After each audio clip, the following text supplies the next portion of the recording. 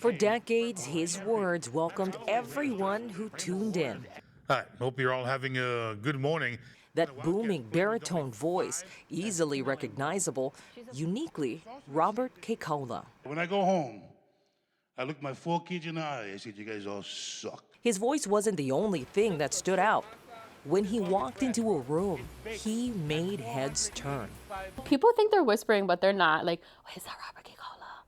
Oh, is that the guy from TV? Is that the sports guy? And it's like, just say hi already. He's going to shake your hand and he's going to say hi. So it was always like that.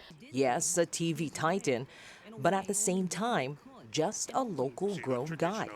He was this down-to-earth guy, but he was also this larger-than-life figure. And those two sides of him had to coexist at all times.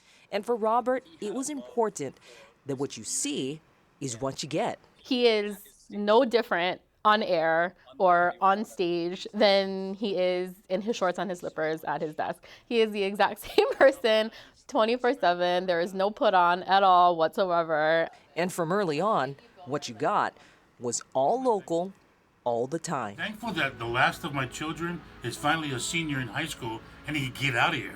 At the time, there wasn't anyone in local news with a Hawaiian last name, and it gave him more motivation to succeed. That was part of the reason he felt so called to be his authentic self on television, because he knew that that's what would connect with the local people, and he knew that he would be trusted with the sports and with the news if he was exactly who he was on screen as he was off screen, and if they could see themselves and their families in him and his family.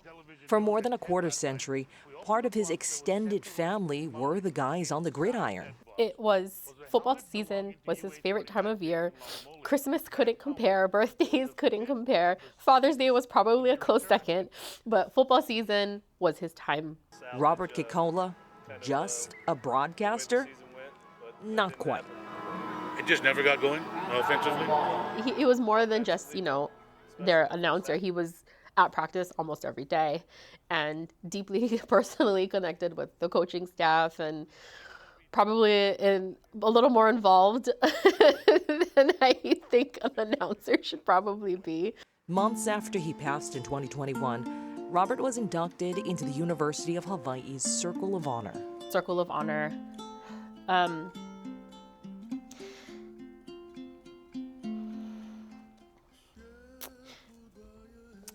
He dedicated so much of his life to University of Hawaii football. I just wish that he were here, to receive that honor for himself and to have the validation and the recognition of his life's work and his life's commitment to covering this team. I like coming every year. It would have been the honor of his life. Everything Robert did, from sports reporting to news anchoring, even music making, he did with dedication. Some people claim there's a fool in the blame. So when this recording opportunity, when Uncle Tom Moffat came along and handed him, the opportunity to yeah, why not? Let's give it a go. I think he was a lot harder on himself than he was on me, that's for sure. He's like hot off the presses, literally. His entire reputation was built on relationships that connected him to the community.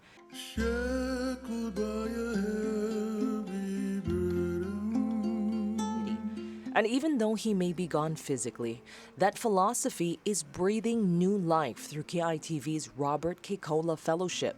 It was really important for me that the fellow, spend some time in every part of the newsroom. They sit on the assignment desk, they sit with the camera operators, and they know how to do everything. Not because they generally have to do that every day, but because they need to have the pride in being able to say that they could. See John, he'll show you where to clip it. Here we go, has a 15 for 10. Skills and tools Robert knew were necessary to equip the next wave of new talent. You have to know how to sniff out a story. You have to know how to develop relationships with sources, write, edit, all the things that it takes to get a story from the seed is first planted until it's aired on television. It was important to him to develop and nurture Native Hawaiian talent, but homegrown talent in general. For Tiara, even though she never imagined the magnitude of her father's mentorship, She believes this will continue to help pave the way for future storytellers. And I think part of his legacy that I hope lives on is for all of us to tell your own story. You know, don't leave it up to someone else to speak your words, because they will take them out of your mouth and speak them for you. So you have to know who you are and tell that story and live that story every day. All should get in first ballot into the Hall of Fame. I'm Robert Kekaula. Le'u Ikaholokula, KITV4 Island News.